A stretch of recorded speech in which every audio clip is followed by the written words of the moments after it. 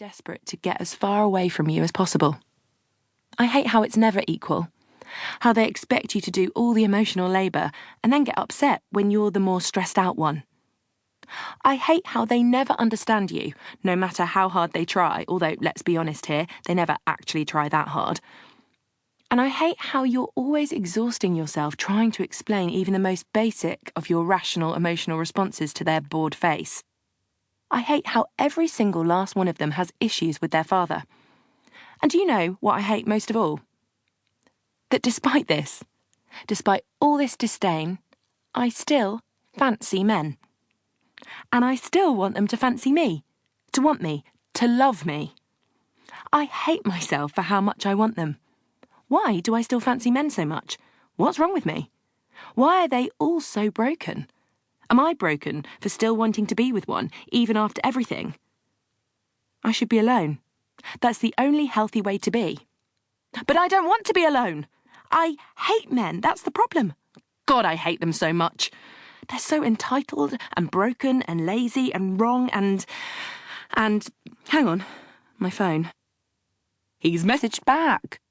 With a kiss on the end. Never mind, forget I said anything. It's all good. I think I'm going to fall in love with him, I tell Katie as we stand by the dilapidated kettle waiting for it to gurgle into a lacklustre boil. Maybe a little bit soon for that, don't you think? I know, but I also, know, you know? Katie closes her eyes for a little longer than necessary, which is fair enough. I can hear what I sound like with my very own ears. I am not this person. I am not this woman. Although I am.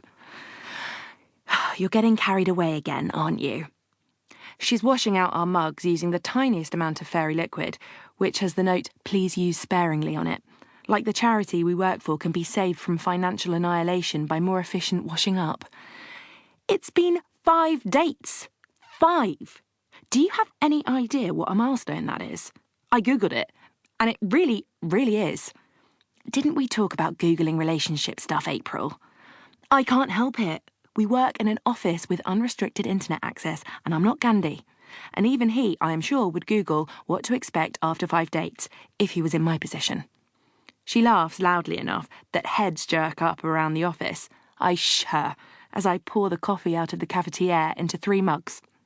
She splashes in the milk equally, and I giggle with her. But I can't help but feel a twinge of hurt at her amusement. Katie's been married for 4 years to a man who completely and utterly adores her.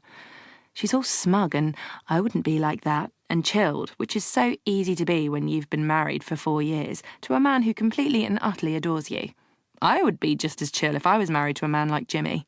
Bored as fuck, but chill. We clatter back to our desks, through an office fizzing with Friday energy. The end of the week is tauntingly in sight. Shoulders relax as people tap at their keyboards. Meetings are laced with jokes and the radio's been cranked on. No one is working quite as hard as they should be, and their Monday selves will hate their now selves for being so lax. But that is then, and this is now, and I have a 6th date and a whole weekend and the hope of the beginning.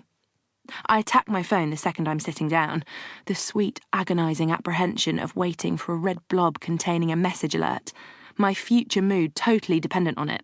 For a millisecond, as I wait for my screen to unlock, I imagine it all disintegrating. Maybe I'm overhyping the connection. Maybe he won't have replied.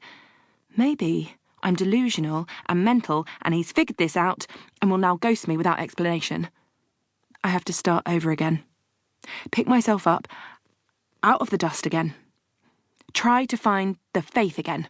A dark chasm yawns open in my stomach. But wait, there's a message, he's replied. I've been rewarded for leaving my phone at my desk while I made coffee. I successfully tricked the love gods with my trip to the kitchen to make a hot drink. They thought I was ambivalent about Simon's reply and therefore sent it to me.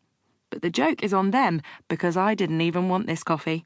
I just needed a reason to be away from my phone.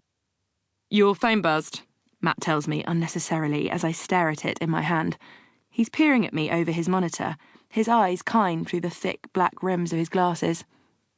Is it Simon? I nod. I think so. Can't open it to tell yet, though, can I?